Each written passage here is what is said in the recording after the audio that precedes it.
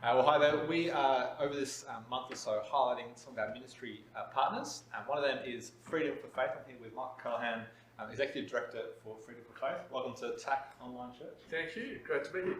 Excellent. Glad you're here. We've only been supporting Freedom for Faith in the last 12 months or so it's a bit new for us.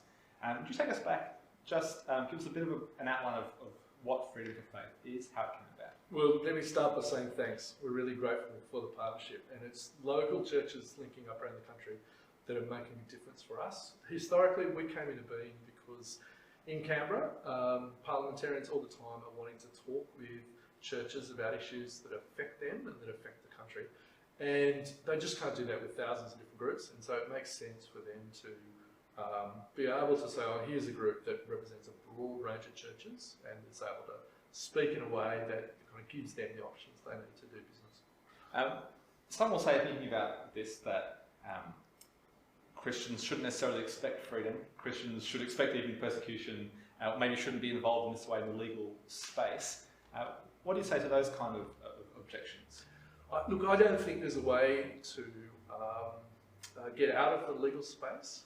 Laws have a habit of touching all of us. So, the moment you're meeting like this because of laws that have said, you shall not meet.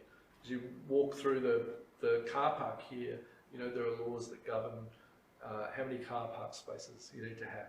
So law has a habit of kind of reaching into all of life. And so either you let the government just decide all that for you and you're fine, you trust them completely, or you say, actually, there is a place for Christians to speak reasonably kind of into that space. Recently, I was at a meeting of kind of different faith leaders talking with our local federal member about the religious discrimination bill. This was all kind of before COVID hit. Is that still one of the big issues at the moment, or are there other things going on? Yeah, so the religious discrimination bill was up to about its third version, and we've had a hand in kind of seeing that improved through each of those. And it was just about to go into Parliament as the nation really shut down. And so that timing-wise, it's in hibernation, along with any of the legislative agenda of the government that's not to do with the economic and health crisis before us. You just hear so much from different news sources about political processes, particularly across the world. Any advice for us as Christians as we kind of process that? It's interesting. We certainly see, I think, a level of polarisation that we haven't seen before, and it would be a mistake if the church fell for that as well, if we just kind of pick out political tribes and silos and kind of sit within them. I think one of the big problems facing politics, if you take politics as kind of how do you do life together, is the lack of agreement in what the common good should be. But I think too, the gospel itself, the Christian faith, has got to be the thing that we frame our understanding of the world from.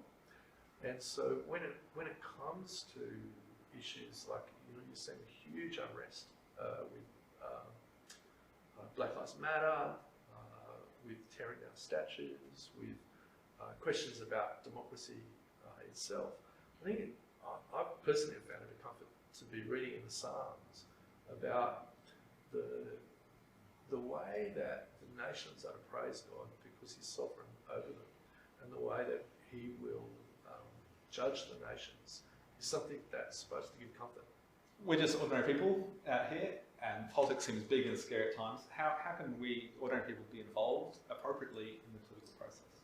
I think we all underestimate our ability to shift the dial on politics and stuff like that. Tungabi is one of the most important strategic places in the country. So when federal parliamentarians hear that you're from Tungabi, they lean forward, they take notice, because your vote's not solid one way or the other. Yeah. So they're really, really interested in Western Sydney completely. The scriptures call us all to pray for rulers, so we're all to do that. The second way, I think, would be to be informed. Third level would be to say, well, actually, some people do need to be directly kind of involved. It won't be everyone, but someone should be thinking, actually, I could be a member of the school's, PNF, or I could actually pick up the phone and make an appointment to see the local member and say, I'm concerned about this.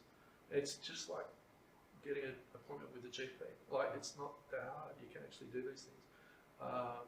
And they listen. How can we be praying for you and for the work for Freedom of Faith in this next period?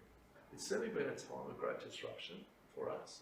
We're very conscious of the number of challenges across different states and that are coming up on the parliamentary calendar.